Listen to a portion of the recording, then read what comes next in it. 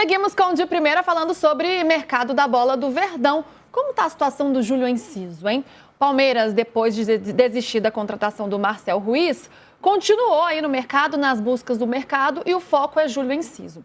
E aí, Hernanzito, que não está aqui hoje, mas trouxe a informação aqui pra gente, que está tudo muito bem encaminhado, segundo ele, que está restando aí poucas questões burocráticas para este acerto com o Rangers lá da Escócia, que é o clube, né, que o jogador defende. Então vai ter uma reunião decisiva ainda hoje em Londres, e a expectativa é que... Não, gente, estou falando tá muito encaminhado, estou falando do jogador errado, gente, estou falando do Jefté. O Júlio Enciso, na verdade, é uma outra situação. É outra situação. Desculpa aqui, corrigindo.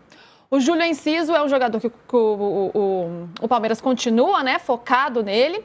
E esse jogador tem o aval tanto da presidente Leila quanto do Abel e do scout também, não é isso, PVC?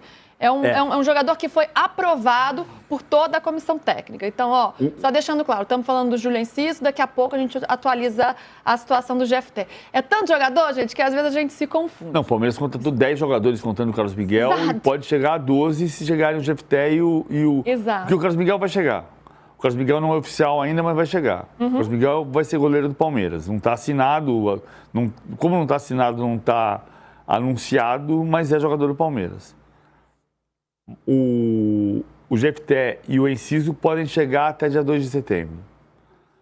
Isso aqui é ponto... A parte importante de dizer é o seguinte, o Júlio Enciso, eu cheguei a ouvir e a ler que o Enciso era jogador da presidente. Não é. Não é isso. Não é a Leila que está forçando a barra para contratar. Não se trata disso. O Júlio Enciso é um jogador que foi avaliado pelo núcleo de inteligência do clube e que foi aprovado pelo Abel Ferreira. Por isso que ele pode chegar. E tem chance de chegar até dia 2 de setembro. Não é uma certeza, mas é uma possibilidade grande. Boa.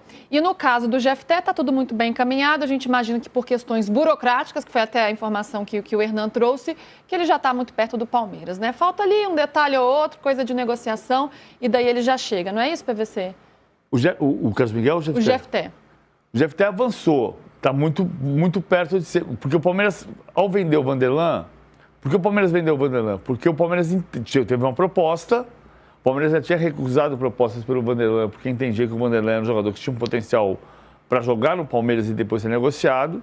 O desempenho do Vanderlan caiu e ele passou a ser um reserva. Quando se anunciava que o Piquerez estava fora e ia jogar o Vanderlan, gerava uma desconfiança na torcida. Então, teve uma proposta do grupo Red Bull e negociou 4,5 milhões de euros. O Arthur subiu para compor, mas precisa de um jogador mais experiente. O Jefté é um jogador experiente, talentoso, jogou muito bem pelo Rangers, é um preço acessível, não é barato, mas que pode chegar a qualquer momento. E ele pode suprir bem essa ausência do Vanderlan, até porque o Vanderlan já não vivia seus melhores momentos nem em campo, nem com a torcida do Palmeiras. A torcida não confiava muito nesse jogador, acabou sendo negociado. Mas qual é a prateleira que o Jefté chega nesse time do Palmeiras, PVC? Ele pode brigar com o Piquerez, mesmo com a importância toda que o Piquerez tem? Não, eu acho que não. A importância do Jefté é muito clara, Luísa. Ele precisa ser um reserva que quando o titular não joga, a torcida fala, tudo bem, o Jefté joga. É você ter um reserva que você sabe, por exemplo, quando não jogava o Marcos Rocha, mas jogava o Mike, estava tudo bem. No começo do ano, hoje não é assim.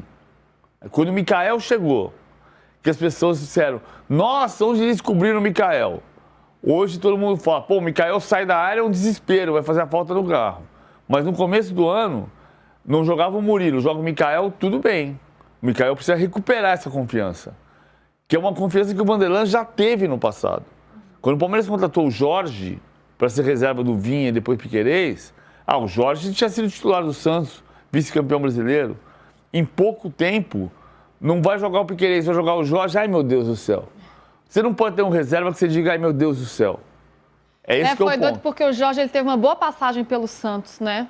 Ele estava naquele time que foi vice-campeão da Libertadores, né? Com o São Paulo. Ainda tava. É que já era o Cuca, né? Na final da Libertadores. contra o Palmeiras? Ali o Jorge tinha uma lesão. Foi 20. 20. 31 de janeiro de 21. Ele foi titular com o Sampaoli mesmo. Então, ali, 2019. Então, já era no ano anterior, né, na verdade, na temporada anterior, 2019. E aí chega no Palmeiras e não dá certo, né? Às vezes essas coisas acontecem. Sobre Carlos Miguel, PVC, o pessoal está perguntando aqui, o pessoal está muito curioso com essa contratação. Tá tudo certo mesmo? É só chegar e assinar ou ainda está pegando alguma coisa? E foi uma pergunta que eu fiz aqui ao longo dos dias, tanto para o Hernan, para o Júlio, que estava aqui também. Carlos Miguel chega na miúda, porque o Everton é gigante no gol do Palmeiras, mas está sendo um pouco questionado já, ou chega para brigar? Vamos por partes com a história do Everton. Eu acho que o Everton é um goleiro extraordinário. Além da história que construiu, né? É um goleiro extraordinário e eu, por exemplo, eu respeito todo mundo que vai dizer assim. Eu ouvi meu amigo Vitor Guedes dizer que é querer mudar a história, dizer que o Everton não falhou no jogo contra o Chelsea.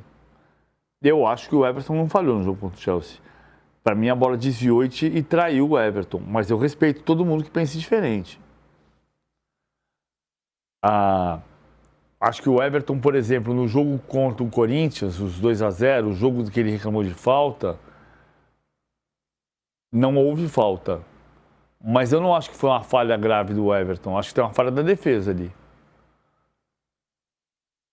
A bola do Lourenço veio muito de longe, mas eu não acho que é uma falha. Por exemplo, o jogo contra o Corinthians, ele fez uma defesa inacreditável na primeira bola do jogo, do Garro. E você pensa no outro lance, porque ele pode ter falhado, e é uma questão de ponto de vista, se falhou ou não falhou.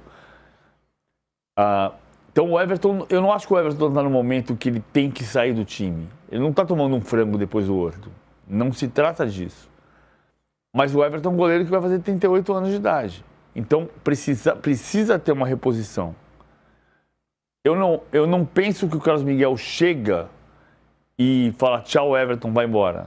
Não acho que é assim. Acho que o Carlos Miguel chega para ter uma disputa. E aí a comissão técnica vai avaliar. Porque a comissão técnica pode perfeitamente ter uma posição diferente da que eu tenho tido em relação ao Everton e achar que ele frangou contra o Chelsea, que ele frangou contra o Corinthians, que ele frangou contra o Ceará. Eu não penso assim. Mas eu acho que são lances que permitem pontos de vista diferentes. Precisa ter um goleiro novo. Não precisa tirar o Everton do gol amanhã de manhã. Aí, análise de PVC. E tem jogador que pode sair. A gente está falando aí das chegadas, mas tem mais um atleta que pode ir embora e um atleta que tem muita história. Assim como o Mike, né, deixou recentemente o Palmeiras, agora será que é a vez de Marcos Rocha? Ele que também não deixa de ser um símbolo, né, dessa era vencedora aí do Palmeiras, um jogador muito experiente, que tem um papel de liderança também. Contrato até o fim do ano. Será que encerrou este ciclo, PVC? Ele tem o interesse do Grêmio? Eu acho que o Marcos Rocha, o Grêmio quer levar. Hoje de manhã eu falei com gente que não confirmava, dentro do Palmeiras não confirmava a negociação. Mas dentro do Grêmio se fala que sim, tem uma chance muito grande do Marcos Rocha chegar. O Grêmio tem um problema com a lateral direito. O Igor Serrote foi negociado, o João Pedro teve uma fratura, o João Lucas joga e se machuca, o Gustavo Martins, que não é lateral, mas jogou na lateral direita improvisado, se machucou. Então não tem lateral direito, está jogando o Camilo, que é volante, como lateral direito. O Camilo é discutível como volante, ele é fraco como lateral direito. O Marcos Rocha não está jogando e não vai jogar no Palmeiras. Ou vai jogar o Giai ou vai jogar o Kelvin. Nem foi relacionado para a partida de hoje, né? Então libera, então deixa ele jogar. O Grêmio precisa do lateral, o Marcos Rocha precisa jogar. O Palmeiras não vai usar o Marcos Rocha, é o caso do Mike, então libera. Né? Faz uma despedida, né? Uma homenagem, agradece pelos serviços prestados. Acho que é uma forma bonita, né, de se despedir de um jogador que fez parte dessa história recente. E a vida que segue, né? Cada um no seu lugar aí, cada um seguindo a sua vida.